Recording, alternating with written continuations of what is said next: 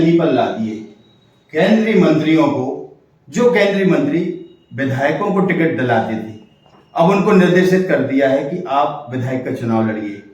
ऐसे में जो वरिष्ठ खांटी के नेता हैं, उन लोगों को भी कहीं डर है कि हमारा टिकट ना कटे, क्योंकि युवाओं को और गुजरात पैटर्न पर भाजपा चुनाव लड़ने की तैयारी में है। अभी जहां तक जितने 39 जो लिस्ट आई है उसको देखते हुए काफी नए चेहरों को, युवाओं को मौका दिया है। तो ऐसे में आप क्या मानते हैं कि रहली विधानसभा का परिदृश्य क्या होगा?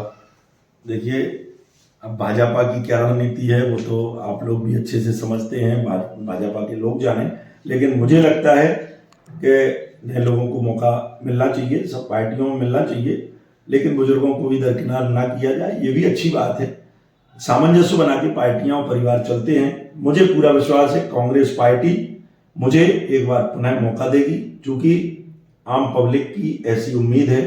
आम पब्लिक ने बड़ी आशा भरी नज़र से और हमारे ऊपर विश्वास जताया है। मैं गांव-गांव जब जाता हूं तो लोगों के हृदय की आवाज़ निकलती है कि कमलेश भैया इस बार और आपको रिपीट होना चाहिए और इस बार हम हराएंगे। यही पब्लिक से भी उम्मीद है, पार्टी से भी हमारा विश्वास है कि मुझे मौका मिलेगा। कमलेश जी, सामाजिक समीकरण क्या है यहाँ पे? देखिए, जो संख्या में कम है वो दावेदारी जताते हैं, और जो कहना चाहिए कि बहुसंख्यक है उसके लिए मौके नहीं मिलते, तो उस पर क्या कहेंगे? ऐसी कोई बात नहीं है। देखिए, कभी भी कोई भी राजनीति होती है वो केवल एक समाज की दम पे नहीं होती। ये बिल्कुल वो धारा पे हैं आप। बिल्कुल बिल्कुल यथार्थ बात है। मेरी सामाजिक समीकरण मेरा कम है, लेकिन उसके बावजूद भी मुझे अभी तक की सबसे ज्यादा वोट मिली। ऐसा कैसे? ये आदमी की योग्यता पर आधारित होता है, व्यक्ति को देख के। गोपाल भार्गव पिछले 38 साल से यहाँ से विधायक है। हम कह रहे 2 बार 3 बार वो जब जीते होंगे तो पब्लिक ने उनको केवल इस कारण से नहीं दिया कि ये सामाजिक, उनकी वोट भी कितनी रही होगी उस समय। आज यदि 12,000 होगी तो उस समय 8,000 रही होगी जब वो पहला चुनाव लड़े होंगे। लेकिन हमारा भी सामाजिक समीकरण बहुत कम है। बड़े सामाजिक समीकरण वाले, जैसे हमारे यहाँ बहुत बड़ी संख्या में कुर्मी समाज के लोग हैं, लेकिन कुर्मी समाज के बीच में जब भी हम जाते हैं उनका इतना स्नेह होता है। पिछली बार 43 पोलिंग कुर्मी समाज की जो बाहुल्यता वाली है वो मैं जीता था। मुझे कुर्मी समाज ने बड़ा सपोर्ट किया था। कुर्मी समाज के प्रत्याशी 3 बार यहाँ लड़े, लेकिन 3 बार लड़ने के बाद भी सामाजिक समीकरण ज्यादा होने के बाद भी विजयश्री नहीं मिल पाई। उसके पीछे का कारण ये होता है कि बाकी समाजें उनसे दूर हो जाती हैं। जातिगत बाहुल्यता जिस समाज की होती है उससे बाकी समाजें थोड़ा सा दूर हो जाती हैं। मेरा समीकरण ऐसा बना कि मैं समाज में बहुत छोटा था, मेरे ऊपर सबने विश्वास जताया। मुझे लोधी समाज ने भी वोट किया, कुशवाहा समाज ने भी वोट किया, ब्राह्मण समाज ने भी वोट किया, कुर्मी समाज ने भी वोट किया।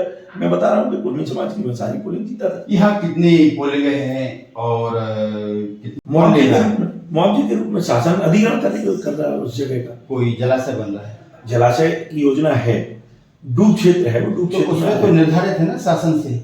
वही तो कुछ समझ में नहीं आ रहा। वहाँ के लोग जो कितना पैसा देना है, मुआवजे का एक निर्धारण है, शासन का रेट है। तो वही तो कॉन्सेप्ट वो क्लियर कर रहे हैं। लोग बेचारे परेशान घूम रहे हैं। हम तो जब मोहाली छिरारी पटना उस तरफ कितने लोग हैं ऐसे जो प्रभावित हैं?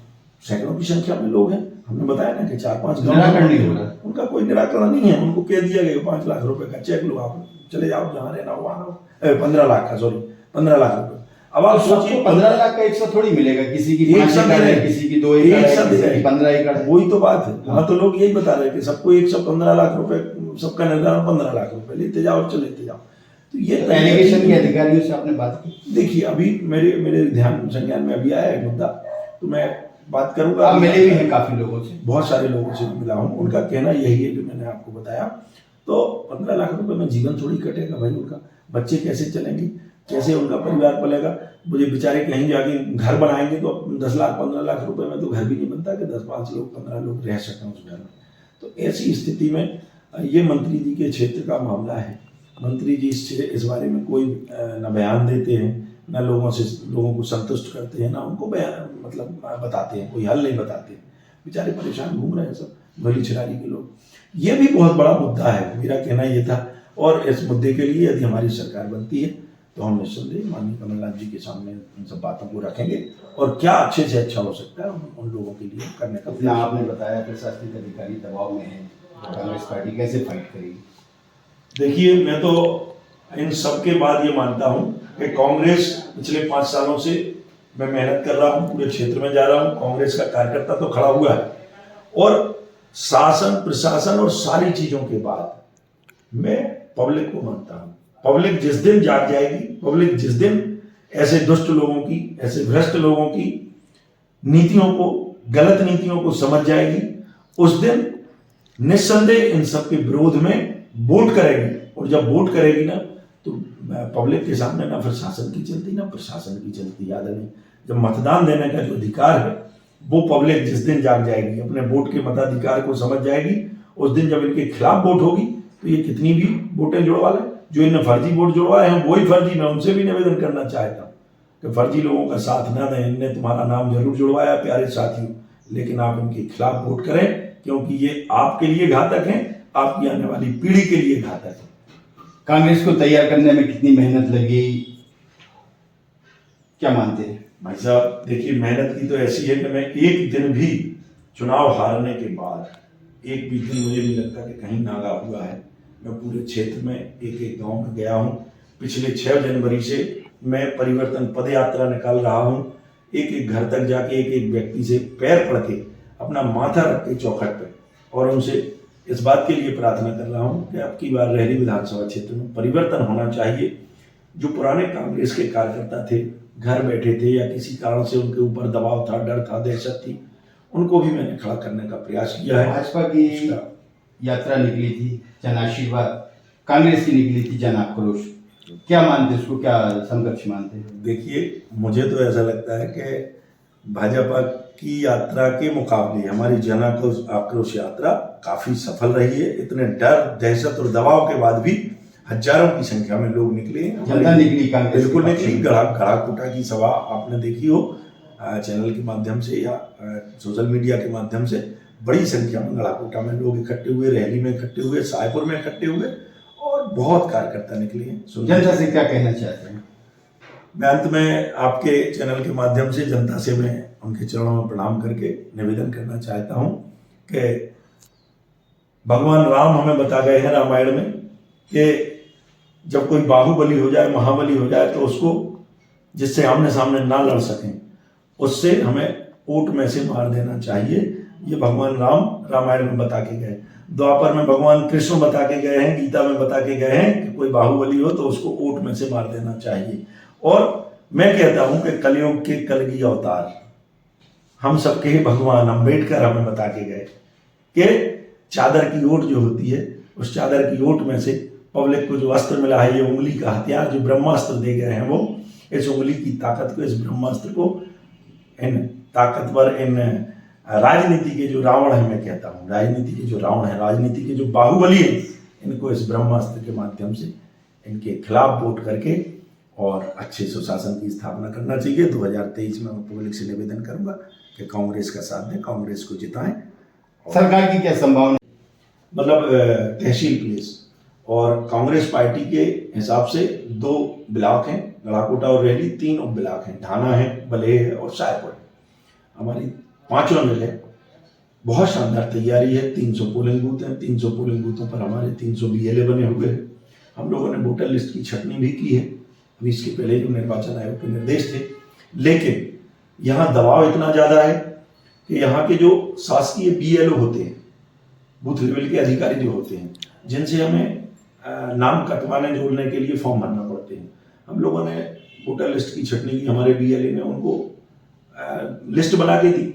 बना के देने के बाद भी वो इतने डरे हुए हैं, क्योंकि सरकारी 18 साल से BJP की सरकार है, यहाँ मिनिस्टर हैं और मिनिस्ट्री के इशारे पर फर्जी वोट यहाँ जोड़े जाते हैं, जोड़े गए हैं लंबे समय से।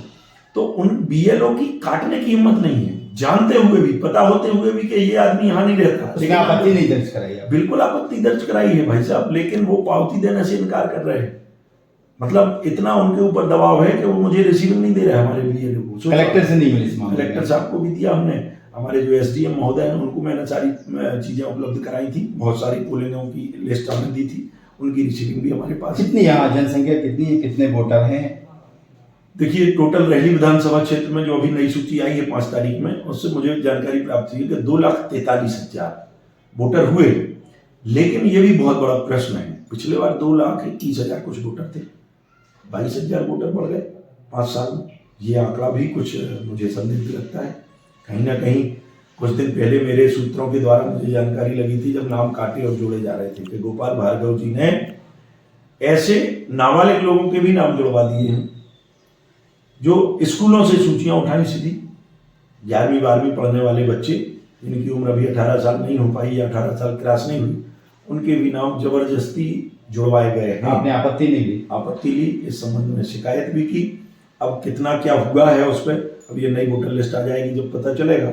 लेकिन मुझे लगता है कि जिस हिसाब की संख्या मुझे पता लग रही है 2,43,000, तो इसमें निस्संदेह कोई कारण नहीं है भैया, झूठे मामले बन जाते हैं। अभी आप देखिए, कल परसों रैली के नगर पालिका अध्यक्ष हैं, मैंने सुनने में आया कि गौरव मिश्रा उसको बेचारे को मारपीट की, उसके फादर नहीं है, शायद फ्लैक्स को लेके कोई बात हुई थी कि फ्लैक्स निकालो कांग्रेसियों के, उसने नहीं निकाले फ्लैक्स का, एक मशीन लगाए हुए हैं, उसके साथ मारपीट कर दी नगर पालिका अध्यक्ष ने। कल एक यादव के साथ उसको भी मारा, उसकी FIR नहीं हुई, मुझे ऐसी जानकारी लगी है। ये बड़ी बात है। सोचिए आप, भारतीय जनता पार्टी के नगर पालिका के अध्यक्ष हैं, वो रैली के अंदर गुंडागर्दी कर रहे हैं, लोगों को मार रहे हैं, और इतना मारा कि वो हॉस्पिटल में भर्ती है, मेडिकल कॉलेज में भर्ती है सागर में। कल की घटना है। इस बार क्या तैयारियां हैं? आप थे कमलेश साहू, कांग्रेस के कद्दावर नेता, कहना चाहिए कि रैली के कद्दावर नेता के समकक्ष आपने कांग्रेस खड़ी की। लोगों का कहना था कि यहां कांग्रेस का वजूद खत्म हो गया है, कांग्रेस यहां से फाइट नहीं करती है। पिछले चुनाव में कमलेश साहू ने अपनी ताकत दिखाई, अभी फिर मैदान में है। काफी मुद्दे गिनाए उन्होंने कि 8 बार यहां से विधायक है जो गोपाल भार्गव जी, उनकी भी कुछ विकास में क्या कमियां रह गई वो भी गिनाई आपने। देखते हैं आगे के परिदृश्य में क्या माहौल बनता है। मैं देवेंद्र कश्यप, सागर से।